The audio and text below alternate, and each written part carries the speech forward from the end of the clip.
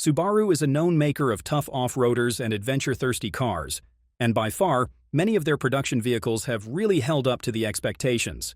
But by all means, there are specific Subaru models that have been noted for their insane build and durability, many of which can potentially outlast 200,000 to 300,000 miles.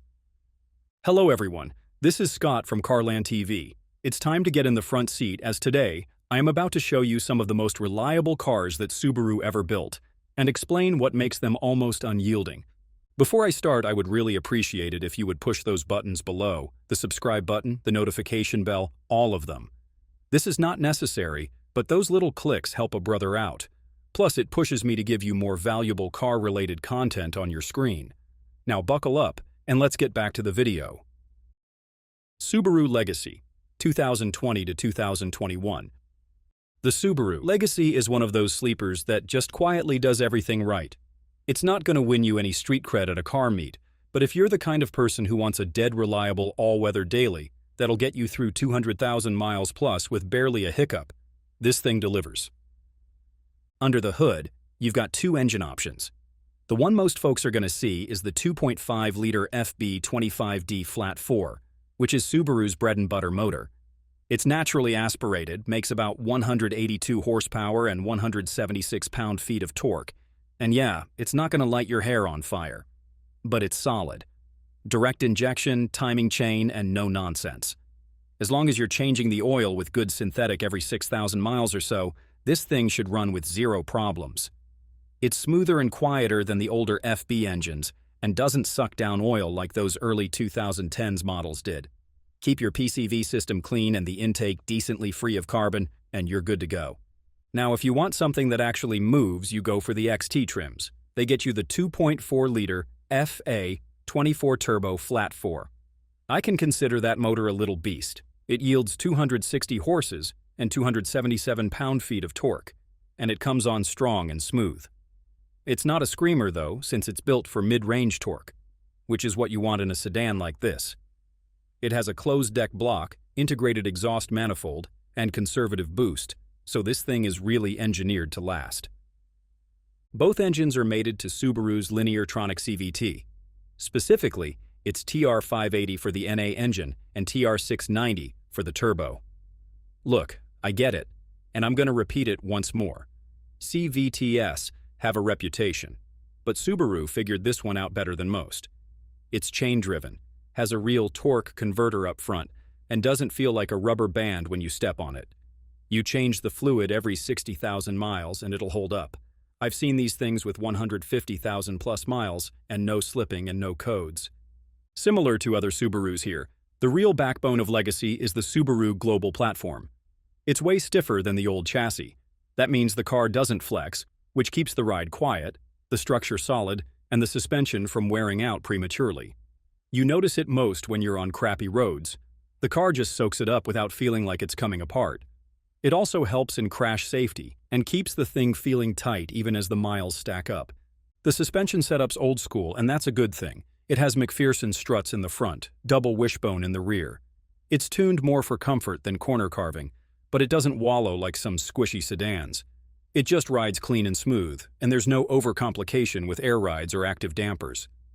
The less fancy the tech, the less there is to break, and this setup will take you the distance with basic upkeep. In terms of maintenance, the Legacy is super manageable. Oil changes are easy, the CVT fluid isn't hard to do if you know your way around a wrench, and spark plugs go 100,000 miles. Brakes are standard hardware and nothing weird about the suspension either. Just don't ignore fluid intervals, and this sedan will just run. Subaru Crosstrek, 2017. I've always said the 2017 Subaru Crosstrek is one of those rare little crossovers that just does everything it promises. It's not the fastest, and it sure isn't the flashiest, but if you want a reliable, go-anywhere, low-maintenance daily ride that won't leave you stranded or bankrupt you on repairs, this thing is tough to beat. It was the last year of the first generation, so Subaru had all the early kinks worked out by this point, and it shows. It's just a solid, simple rig that's earned its rep for durability. Powering this thing is the 2-liter FB20 Flat 4, a naturally aspirated boxer engine that makes 148 horsepower and 145 pound-feet of torque. No, it's not a rocket. Honestly, I can feel that it's a bit sluggish, especially when you're trying to pass on the highway. But by all means, it's reliable. It has a port injection, so you don't have to deal with the carbon buildup issues some newer DI engines have. The timing chain setup means no costly belt replacement, and as long as you're on time with oil changes and keep an eye on the PCV system, this motor will easily run well into the 200,000 range. A lot of owners have already pushed past that mark without a rebuild.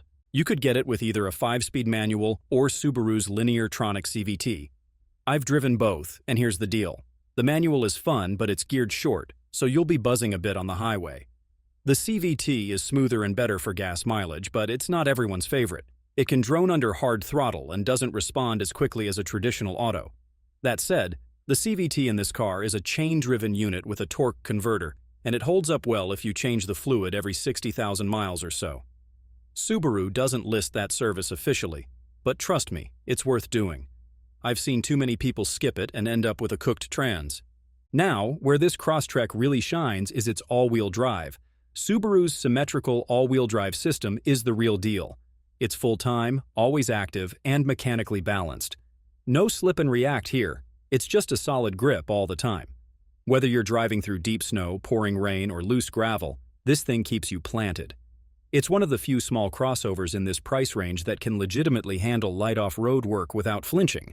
It rides on a lifted Impreza chassis and gets 8.7 inches of ground clearance, which is more than some bigger SUVs. Suspension is straightforward. It's independent all around, McPherson up front and double wishbone in the back. It's not fancy, but it's tough. You're not dealing with air suspension or any weird active damping stuff. Just real-world components that last and are cheap to replace when they eventually wear out. That's the kind of thing that makes a difference when you're 100,000 miles in. But like every car, it has a few quirks. One of the bigger complaints has been about the AC. It works, sure, but it's not exactly bone-chilling, and automatic climate control only came on the Limited. There have also been reports of minor suspension noise or wear around 100,000 miles. Think strut mounts and sway bar links. Not a huge deal, but something you need to take into account. And like most Subis, the windshield isn't the toughest. I've seen plenty of chips and cracks from tiny pebbles. The 2017 Crosstrek is one of the most reliable Subarus I've seen in the wild. It's not the fastest, it's not the most tech-packed, but it's tough, practical, and will outlast a lot of crossovers that cost way more. Subaru Impreza, 2016.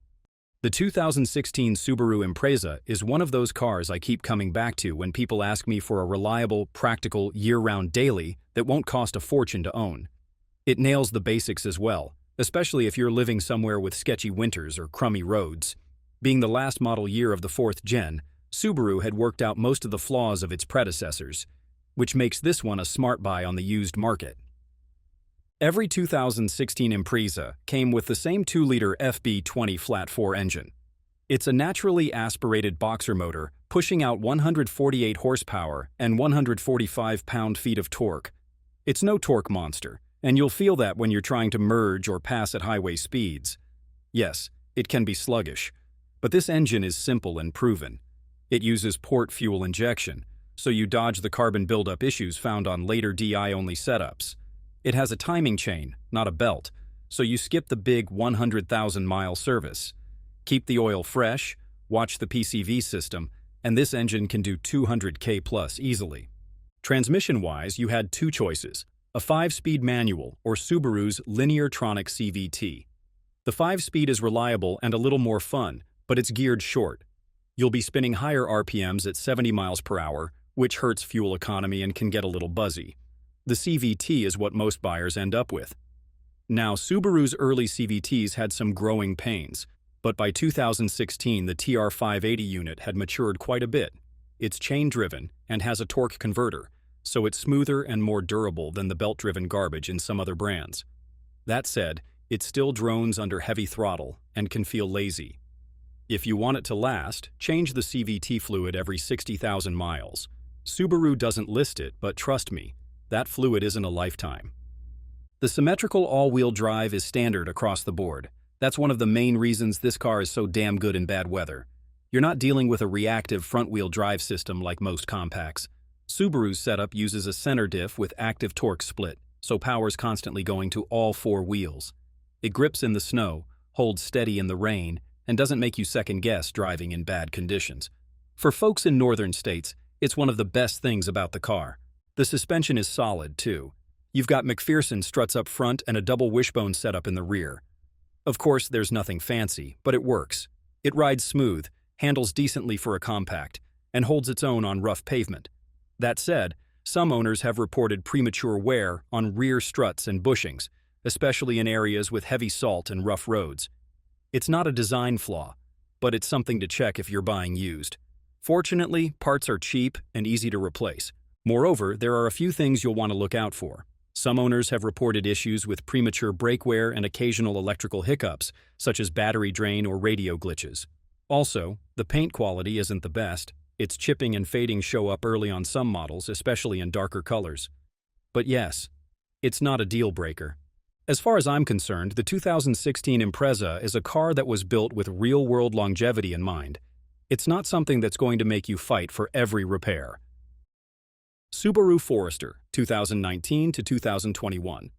The 2019 to 2021 Subaru Forester is easily one of the most well-balanced and reliable compact SUVs I've seen Subaru build in the last decade. This 5th-gen model didn't come to play around. In fact, it did ditch the damn turbo, cleaned up the engine design, stiffened the chassis, and kept everything simple and practical. You won't find a bunch of flashy gimmicks here, but please, it's not something that should turn you off. Because what you are getting here is a vehicle that just works and keeps working. I've seen plenty of these pushing well past 150,000 miles with little more than routine maintenance. And if you treat it right, these particular Foresters can easily take you into the 200 to 300,000 range. Every Forester in this gen runs the same 2.5-liter FB25D flat 4-boxer engine. It puts out 182 horsepower and 176 pound-feet of torque. Of course, it's not going to blow your socks off, but it has enough to haul gear, run errands, or cruise the highway without wheezing. The FB25D uses direct injection and a chain-driven cam, so you're not messing with timing belt replacements anymore. It's a smoother, more efficient update over the older FB engines. That said, I recommend that you still need to stay on top of your oil changes, and using high-quality synthetic oil is a must. If you skip that, you'll eventually run into carbon buildup from the DI system. Now, the engines are mated to Subaru's Lineartronic CVT, specifically the TR580 unit in this case. I know CVTs catch a lot of heat, and yeah, early ones had issues. But this version is better. It's chain-driven, has a torque converter and not that weird clutch pack, and if you change the fluid every 60,000 miles, you'll dramatically improve its lifespan. It's not sporty, but it's smooth as glass, and if you're not constantly hammering it up steep grades or towing beyond its limit, it will hold up just fine. By the way, J.D. Power gave the 2021 Forester a reliability score of 83 out of 100, which is a strong showing for a car with a CVT. The Forester's biggest strength, though, is its platform. This generation rides on the Subaru Global Platform, which is leaps and bounds better than the last gen in terms of rigidity and safety. Their bodies are a lot stiffer than their predecessors, and that means less chassis flex, fewer rattles down the line, and longer-lasting suspension components. Plus, the platform does great in crash tests. For example, the 2021 model pulled a 5-star overall safety rating from NHTSA. Suspension-wise, it's basic but bulletproof, since we're talking about McPherson struts up front and a double wishbone rear. It's tuned for comfort, but doesn't feel wallowy. You've got 8.7 inches of ground clearance, which is more than some mid-size SUVs, so snow, rough trails, or steep driveways won't be a problem. There's no fancy air ride or adaptive dampers. It's just good old mechanical parts that are easy to replace and last a long time if you don't beat the hell out of them. And of course, it's a Subaru, so you get their symmetrical, full-time all-wheel drive system. The torque split adjusts based on traction, and it'll keep you moving in snow, rain, gravel, or whatever. For anyone who lives in four-season states or hits back roads often, it's one of the best AWD systems out there. It's simple, mechanical, and reliable. Now, it's not perfect. A few common issues have popped up. First, there have been reports of the thermal control valve failing on some models, which can cause overheating if not caught. It's not widespread, but it's out there. Second, the windshields are a bit of a sore spot. Lots of owners have reported them cracking easily, sometimes even without impact. And yeah, there have been some minor battery drain complaints. especially in trims with more electronic load. Nothing catastrophic, but something to keep an eye on. So if you're after a rig that you can daily through the snow, take on weekend camping trips, and count on to get you home at 250,000 miles, the 2019 to 2021 Forester is a smart buy. Subaru Outback, 2020 to 2021.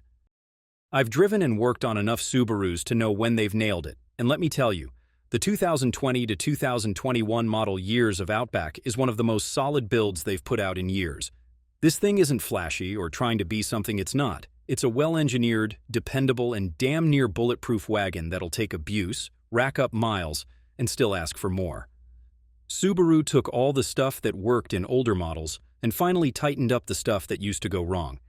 If you're looking for a crossover that can go 200,000 miles without falling apart, this one deserves a serious look. Let me start with the powertrain. The base engine is the 2.5-liter FB25D flat-4 machine, which has 182 horsepower and about 176 pound-feet of torque. Of course, it's not going to win any races, but it's dead simple and super reliable. It has direct injection now, but unlike the older FB25s, it doesn't have the same oil consumption or head gasket nightmares, which is a serious upgrade to its system. It uses a timing chain setup, so no need to replace it every 100,000 miles, and the oil filter is right up top, which makes changes stupidly easy. You take care of it, use good synthetic, and keep an eye on the PCV system, and this thing should be able to push into the 250,000 range. If you want something that actually moves, the 2.4-liter turbo in the XT trims is where it's at. That FA24F is no joke. It generates 260 horses and 277 pound-feet of torque. Basically, it's a closed-deck block, so it can take boost all day without throwing rods. It's way better than the old EJ turbos they used to run, and it doesn't need a high-revving beatdown to make power. I've seen guys towing it, road-tripping across states, and it just keeps pulling. You'll want to run premium and change the oil on time, but other than that, it's built to last. Now yeah, these engines are both paired to CVTs, and I know a lot of people get nervous when they hear that. But Subaru's Lineartronic CVT has come a long way. The ones in these Outbacks, the TR580 in the 2.5 and the beefier TR690 in the turbo, are actually pretty stout. They use a steel chain instead of a belt and a traditional torque converter up front, so it's smoother and a lot more durable than people give it credit for. Change the fluid every 60,000 or so, even if Subaru says it's quote-unquote lifetime, and you'll be just fine. The AWD system is still one of the best in the business. It's a full-time symmetrical all-wheel drive and not some front-wheel drive with traction control garbage. It puts down consistent power, keeps you planted in snow and rain, and doesn't need a computer to figure it out. It's mechanical, predictable, and reliable as hell. By all means, it's not a Jeep, but it'll take you way farther than most crossovers, especially with that 8.7 inches of ground clearance. What really impressed me about this generation is the new chassis. Subaru's global platform is stiffer than anything they've built before. As far as I can recall, it's roughly 70% more rigid than the old gene. That means fewer rattles, less flex over time, and better safety in a crash. It also means your suspension components last longer because the body isn't twisting every time you hit a bump. And the ride is smooth thanks to its all-around independent suspension, which consists of McPherson struts up front and double wishbone in the back. No air ride junk, no electronic dampers to fail. It's just solid mechanical stuff that works. To be fair, there were a couple of minor annoyances, though. Some folks have had battery drain issues, especially if they let the car sit for a few days. It seems tied to the infotainment and electrical load when the car's off. And the glass used on these Subarus is kinda soft. Windshields chip and crack easier than they should. It's not a deal breaker, though. It's just something to budget for if you drive a lot of gravel or highway. But in the grand scheme, the 2020 to 2021 Outback is enduring.